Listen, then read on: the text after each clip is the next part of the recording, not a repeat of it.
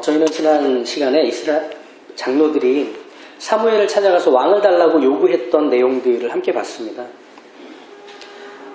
이스라엘이 사무엘에게 요구했던 왕을 달라는 이 말의 의도를 하나님은 잘 알고 있으셨죠. 그래서 하나님 뭐라고 하셨죠? 이스라엘이 나를 버렸다, 이렇게 말씀하셨던 거죠.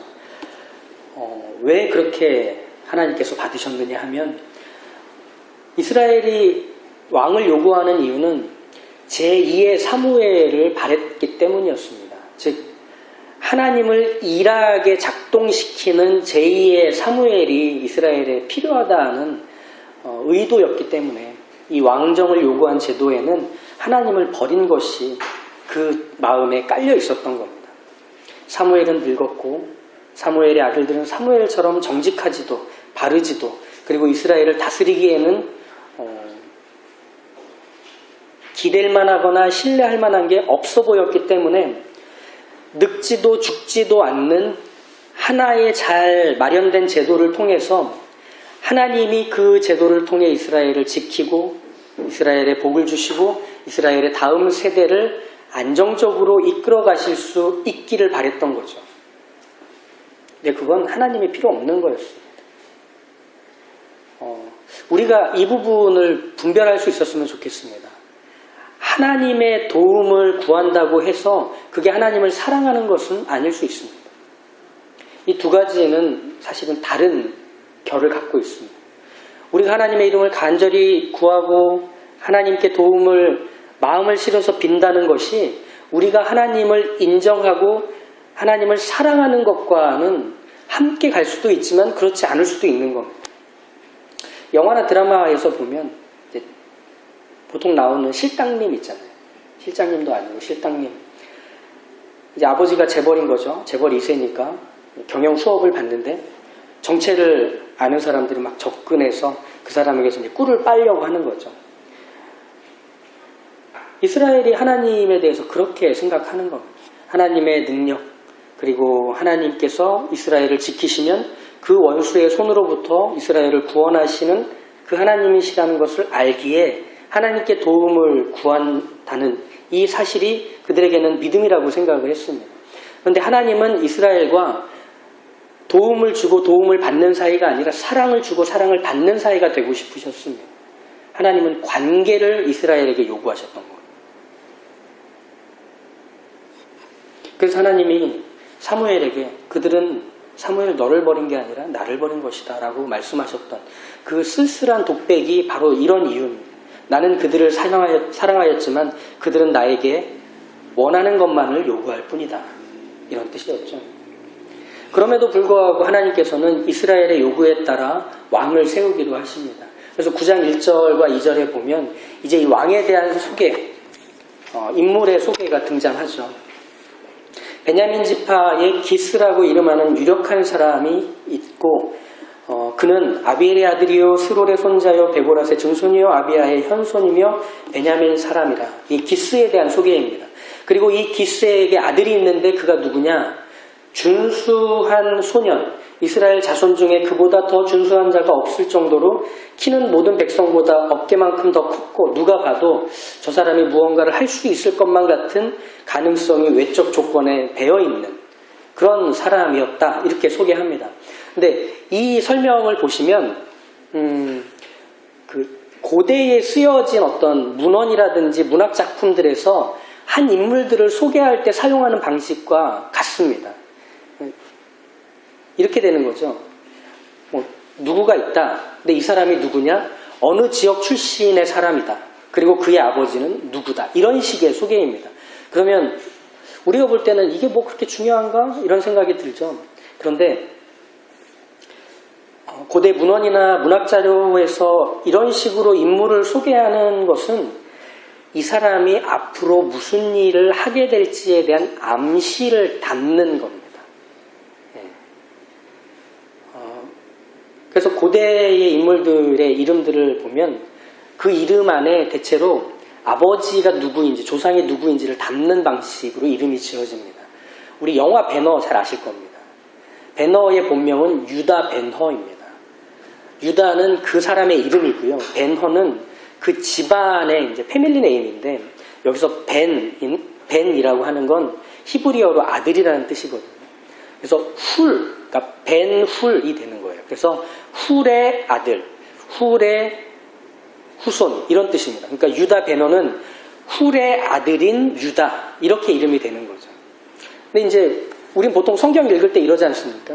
족보가 나오고 이름이 길어지면 잘 안 봅니다. 이건 나에게 은혜가 되지 않아. 이렇게 넘기고 이제 이야기로 금방 건너뛰는 경향이 우리한테 있는데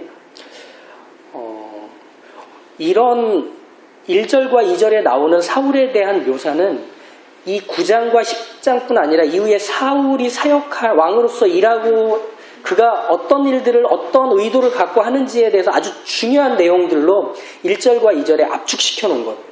우리는 오늘 그 부분을 좀 보려고 합니다. 먼저 사울이 베냐민 지파라고 소개가 됩니다. 베냐민은 요셉의 친동생이거든요. 야곱이 사랑했던 아내인 라헬의 두 배로 낳은 형제, 아들 중에 하나가 베냐민입니다. 이후에 이 베냐민의 후손들은 이스라엘 12지파의 한 지파를 구성하게 돼요. 이게 베냐민 지파인데 그런데 사울이 베냐민 지파라고 하는 소개에는 이 지파가 갖고 있는 비극적인 역사와 상처가 이 지파의 소개 안에 담기게 됩니다. 그래서 사울이 베냐민 지파라 하면 이 유대인들이 이 성경을 읽을 때는 사울이 베냐민 지파였지 하고 금방 떠올릴 수 있는 겁니다. 왜? 이스라엘의 역사적인 배경을 갖고 있기 때문이죠. 이 비극적인 역사와 상처는 같은 민족인 이스라엘에 의해서 만들어진 거였습니다. 사사기 19장에 보면 한 레위 사람이 등장을 해요. 그 레위 사람에게 첩이 있는데 이 첩이 집을 떠나서 이제 처가로 도망갔어요. 그래서 이 레위 사람이 그 첩을 찾아 처가로 가죠. 그리고 나서 데리고 옵니다. 오던 중에 길이 길어서 기브아 성에 들어가서 유숙하게 되죠. 그런데 이 기브아에 사는 이제 불량배들이 이 레위 사람과 첩이 들어간 집에 찾아가서 내놓으라고 합니다. 그래서 집주인이 첩을 그 사람들에게 줍니다. 그리고 다음날 아침에 문을 열어보니 레위 사람의 첩이 문 앞에 죽어 있는 거죠. 이 레위 사람은 죽은 첩을 도망내서 그걸 12지파에 보냅니다. 이런 불경건하고 비윤리적인 사건이 이스라엘에서 벌어졌다는 거죠. 그래서 그것에 대해서 이스라엘 장로들이 모여서 이 기브아 성을 치기로 합니다. 그래서 정의를 구현하려고 합니다. 근데 그때 이 전쟁에 참여하지 않은 지파가 베냐민 지파였습니다. 왜냐하면 기브아 성이 베냐민 지파에 속해 있는 성이었기 때문이거든요. 그러니까 이 다른 지파들의 결정을 따르지 않고 오히려 이제 이스라엘 11지파와 베냐민 지파가 전쟁을 벌이는 형국이 돼버린 거예요. 아시겠지만 한 언어를 쓰고 한 조상을 갖고 있는 사람들끼리 전쟁을 벌이는 게 내전이잖아요. 내전이 벌어지면 보통 전쟁보다 더 치열하고 더 잔인하고 더 자비가 없습니다. 무엇보다도 내전이 벌어지면 큰 상처가 모두에게 남고 지속적으로 오래 남습니다. 이스라엘에도 그런 전쟁이 벌어진 거죠. 전혀 자비가 없었습니다. 어느 정도였느냐면 베냐민 지파의 남자들이 전쟁에 참전했는데 다 죽고 600명만 남아서 그 600명이 광야로 숨어들었습니다. 근데 이걸로 끝났으면 좋겠는데 이스라엘의 분노는 거기서 멈추지 않고 베냐민 지파의 성읍에 쳐들어가서 노인과 여자와 아이들을 다 죽여버립니다. 그리고 나서 성읍을 다 불태워버립니다. 그리고 미스바에 모여서 어떤 결의를 하느냐면 우리 지파의 여자들은 절대로 베냐민 지파의 남자들에게 시집 보내지 않는다. 보내는 자가 있다면 다 죽여버린다. 이렇게 결의를 해요. 무슨 말이죠? 베냐민 지파가 이스라엘 지파 내에서 완전히 사라지도록 한 겁니다. 근데 이런 결의를 하고 얼마 지나지 않아서 이스라엘이 문득 깨닫습니다. 우리는 원래 한 조상으로부터 나온 형제인데 정의와 평화를 위해서 형제를 없애버리려고 했던 건가 하는 후회와 잘못이 갑자기 찾아든 겁니다. 그래서 서둘러서 베냐민을 지키기 위해서 무엇을 해야 할지를 고민하죠. 그래서 이 결의에 참여하지 않은 부족인 야베스 길르앗 여자들과 실로에 사는 여자들을 베냐민의 남은 남자 600명과 결혼을 시킵니다. 그래서 사사시대 때 그런 사건이 있게 된 후에 베냐민 지파는 이스라엘에서 상당히 작아져 버립니다.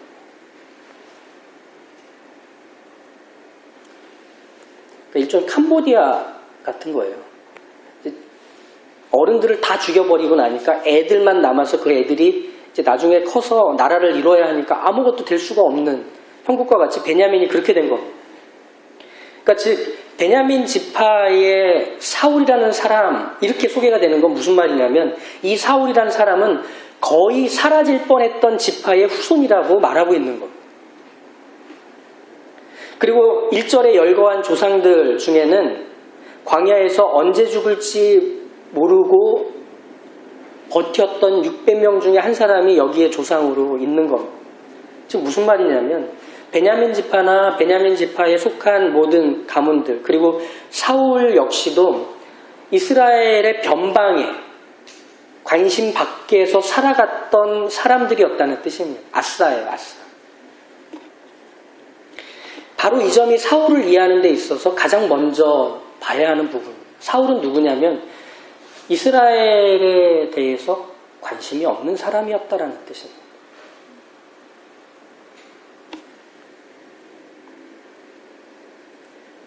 사무엘상은 바로 이 점을 9장을 열면서 강조하는 거예요. 사울은 이스라엘에 대해서 관심이 전혀 없는 사람인데 그가 이제 왕이 될 거야 이런 뜻입니다. 사울이 이스라엘에 대해서 관심이 전혀 없다는 건 3절부터 시작되는 사건을 통해서 더 분명해집니다. 아버지 기스가 아끼던 암나기들이 코에 봄바람이 들었는지 도망쳤습니다. 신나게 도망쳤는지 찾을 수가 없는 거예요. 에브라임 산지와 살리사 땅으로 두루 찾아다니고 베냐민 지파 땅도 한참을 돌아다녔는데 없어요. 너무 잘 도망간 거죠. 그 숙당까지 이르렀을 때 거기서도 찾을 수가 없어서 어떻게 해야 되나 하는 중에 사울과 함께 간 사환이 이렇게 얘기하죠. 보소서, 이 성에는 하나님의 사람이 있는데 그는 존중의 여김을 받는 사람입니다. 그가 말한 것을 다 반드시 응하나니 우리가 그에게로 가십시다. 그가 혹 우리의 갈 길을 가르쳐 줄까 우리가 들어보기로 합시다. 이렇게 권하죠. 그런데 9장 7절을 한번 보시면 사울이 이렇게 말해요. 이게 압권인데 우리가 가면 그 사람에게 무엇을 드리겠느냐 이렇게 얘기해요.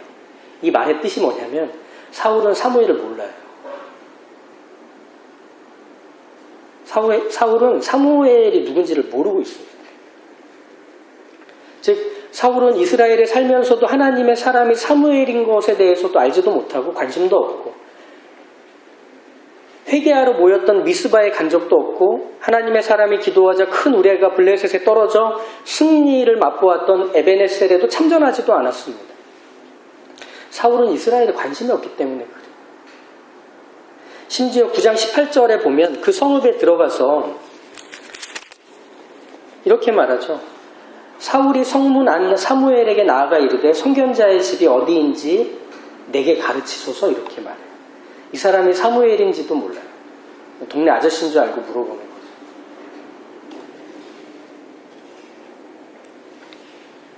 즉 사울은 이스라엘에 대해서 전혀 관심이 없습니다.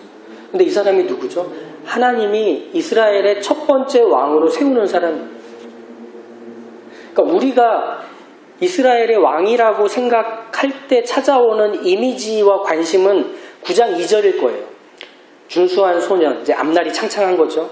이스라엘 자손 중에 그보다 더 준수한 자가 없고 키는 모든 백성보다 어깨 위는 더하다. 딱 봐도 이 사람이 전쟁에 앞서면 누구든 다 따라갈 만한 그런 외적인 조건들을 이미 보이고 있는 사람입니다. 왕으로서의 자질과 조건을 다 보여줍니다. 그런데 이 설명, 이 묘사가 상당히 반어법적인 표현인 거예요. 모든 조건을 다 갖추고 있고 왕으로서의 자질을 뿜뿜해내고 있는 이 사람인데 이 사람은 이스라엘에 관심이 없다 이 뜻입니다. 자기가 가지고 있는 걸 발휘해서 이스라엘을 도우려고 하는 마음은 전혀 없는 베냐민 사람이더라라는 뜻입니다. 바로 바로 이게 우리가 사무엘상을 계속 보면서 하나님이 왕이 되신다는 것이 무엇인지를 알게 하는 지점입니다.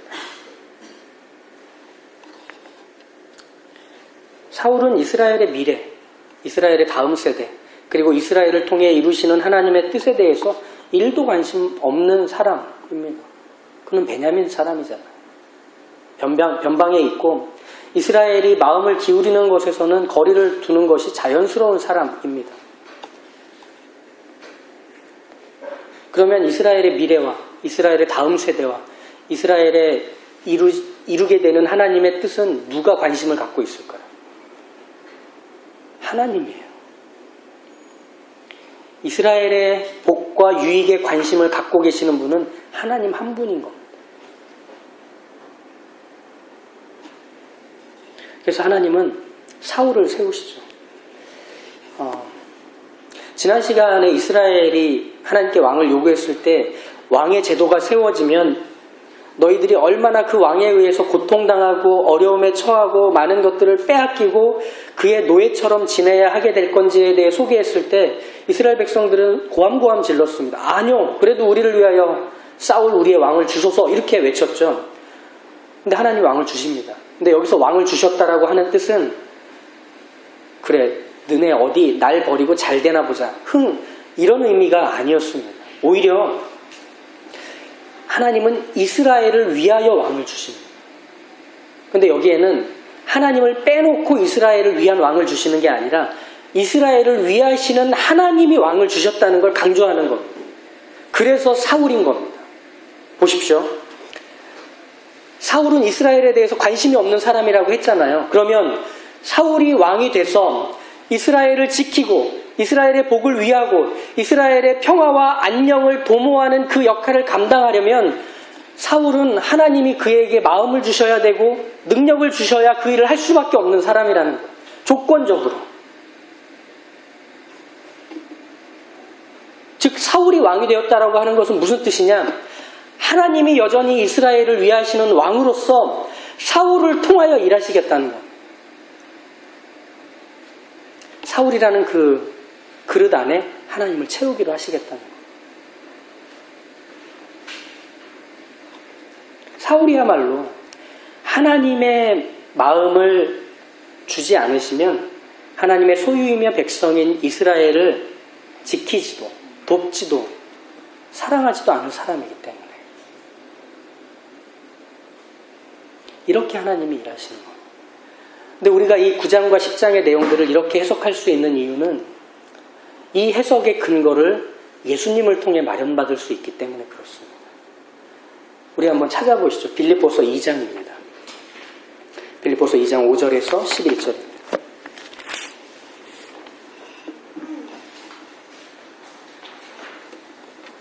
너희 안에 이 마음을 품으라. 곧 그리스도 예수의 마음이니 그는 근본 하나님의 본체시나 하나님과 동등됨을 취할 것으로 여기지 아니하시고 오히려 자기를 비워 종의 형체를 가지사 사람들과 같이 되셨고 사람의 모양으로 나타나사 자기를 낮추시고 죽기까지 복종하셨으니 곧 십자가에 죽으심이라. 이러므로 하나님이 그를 지극히 높여 모든 이름 위에 뛰어난 이름을 주사 하늘에 있는 자들과 땅에 있는 자들과 땅 아래에 있는 자들로 모든 무릎을 예수의 이름에 꿇게 하시고 모든 입으로 예수 그리스도를 주라 시인하여 하나님 아버지께 영광을 돌리게 하셨느니라. 예수 그리스도의 겸손에 대한 얘기를 하고 있는 빌립보서 2장입니다. 근데 여기서 보시면 하나님과 동등하신 분이 사람으로 이 땅에 오셔서 종으로서 일하셨습니다. 그게 어떤 모습이셨죠? 죽은 사람을 살리고 병든 자를 고치고 눈먼 자의 눈을 뜨게 하시고 그리고 모든 하나님의 계명과 율법의 완전한 것들을 세상 앞에 소개하셔서 하나님의 나라와 하나님의 마음이 무엇인지를 알리셨던 분입니다. 그래서 무엇이 증명되었죠? 예수님이 대단하다는 것? 예수님이 위대하다는 것? 아니요. 하나님이 누구신지가 드러났어요. 그래서 예수님은 이 땅에서 종의 형체를 가지사 죽기까지 순종하신 겁니다. 마치 빈 껍데기 같이 사신 겁니다. 하나님께서 그 껍데기 안에 마음을 채우지 않으시면, 하나님께서 그 껍데기 안에 사랑을 채우지 않으시면, 하나님께서 그 껍데기 안에 능력과 당신이 사랑하는 백성들의 마음, 당신이 사랑하는 백성들을 향한 계획을 채우지 않으면 아무것도 할 수 없는 풍선 같은 존재로 예수님이 이 땅을 사셨다는 겁니다. 그럼 거기서 드러나는 것은 예수님이 아니라 하나님이었던 거죠.